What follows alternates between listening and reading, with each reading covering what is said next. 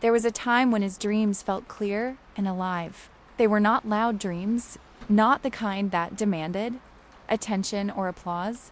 They lived quietly inside him, shaping the way he imagined his future, a different life, a sense of meaning, the belief that his efforts would eventually lead somewhere that felt right. But life, as it often does, moved in another direction. One by one, those dreams began to fade, not all at once, but gradually.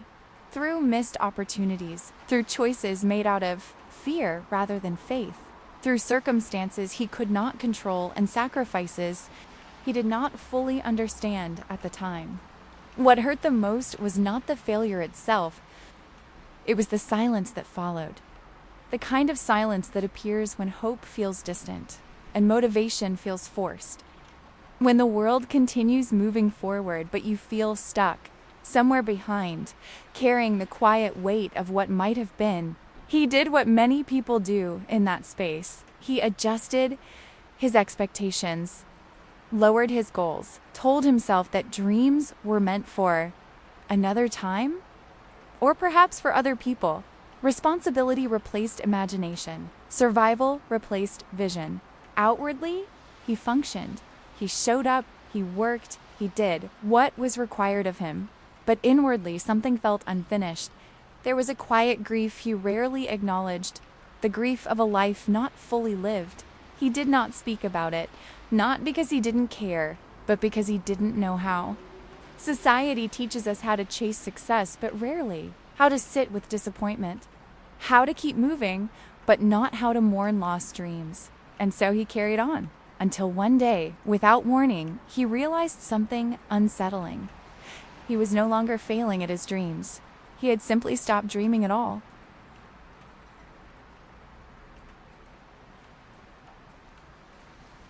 The realization stayed with him longer than he expected. At first, it felt heavy, almost accusing, as if life were holding up a mirror, asking a question he had avoided for years. When did you give up on yourself? He resisted that thought. He told himself it wasn't true, that dreams change, that maturity means letting go, that realism is wisdom. But the discomfort remained, quietly persistent. So he began to pay attention.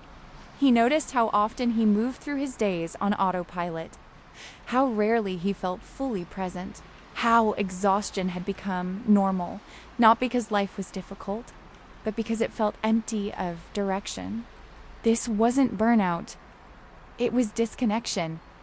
Slowly, he allowed himself to remember, not the exact details of his old dreams, but the feeling they once carried: curiosity, possibility, a sense of becoming.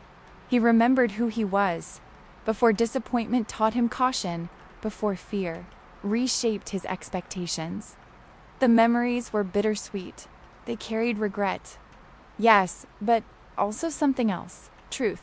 He realized that his dreams hadn't disappeared because they were unrealistic. They faded because life had demanded practicality, and he had mistaken surrender for wisdom. That understanding didn't immediately change his circumstances. He still had responsibilities, still had limits, still had reasons to be careful. But it changed how he saw himself. Instead of viewing his past as a series of failures, he began to see it as a series of unfinished chapters. He stopped asking, "Why didn't it work?" and started asking, "What did I learn?" With that shift, something subtle but powerful happened. He stopped trying to reclaim the exact dreams he once had. Instead, he focused on reclaiming the part of himself that believed growth was possible. He began setting small, quiet intentions. Not grand goals, not public declarations, just honest steps. He allowed himself to begin again without drama.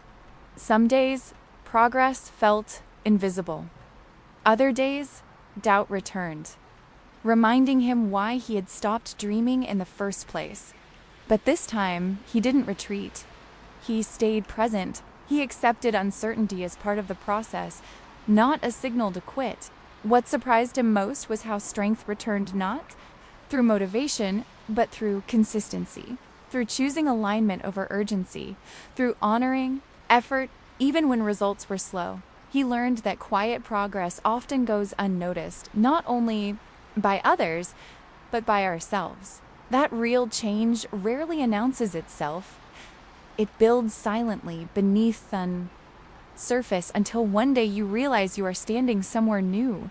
There was no moment of triumph, no dramatic breakthrough, but there was peace. And with that peace came confidence, not the loud kind, but the steady kind. The kind that comes from knowing you are moving in a direction that feels true, even if the destination is unclear. He understood now that success did not have to look impressive to be meaningful. That victory did not require validation to be real. Some victories are quiet. They happen when you stop abandoning yourself, when you choose honesty over comfort, when you rebuild trust with your own inner voice. This was not the life he once imagined, but it was a life he could finally stand within, fully present, grounded, and awake. And that, he realized, was not a loss. It was a transformation.